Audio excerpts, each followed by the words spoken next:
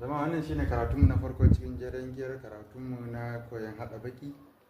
Duk wanda yake son ya koyi yadda ake karanta Qur'ani cikin sauki, duk yadda aka ɗaura ma karatu mai yawa za ka iya karantawa, to wajibi ne dole sai ka iya wannan. Idan baka iya haɗa baki ba, baka iya alifin ba'un ba, duk inda aka rubuta ma cikin Qur'ani baka iya karantawa, to zai ma wahala ka haɗa da Qur'ani. To abu mafi sauki shine mutum ya fara da wannan. Wannan shine karatunmu na farko da za mu fara da alifun zuwa ya'un. Haka za mu ci gaba zuwa fata, kasra, dhamma, haɗawa da sauransu. Saboda haka za mu fara karatunmu. Jama'a, kafin mu fara karatun, duk wanda yake kallon wannan bidiyo ya taimaka da sharing da liking wannan bidiyo da tuttura wa 'yan uwa domin kowa ya amfana a haɗa cikin wannan lada. To za mu fara da alifun. Ana karanta shi a alifun bil fataha a. To amma kafin mu zo fataha za mu ce masa alifun. Alifun.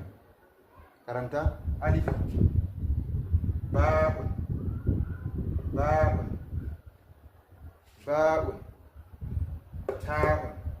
Ta, haka ake karantawa. Ta. Ta'un. Wannan shi kuma sa ake ce masa. Sa'un. Sa. Za ka ji mutane suna karanta shi da sa, ba sa ba ne. Haka ne. Sa ake karanta shi da ti a farko. Za ka karanta shi a haka. Sa. Sa'un. Sa.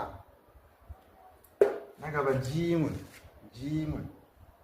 Wannan na gaba ha'un. Ha.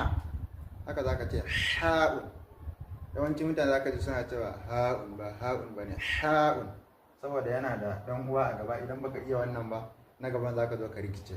Saboda haka ha za ka ce ha. Ha'un. Yana fita ne a makogoro.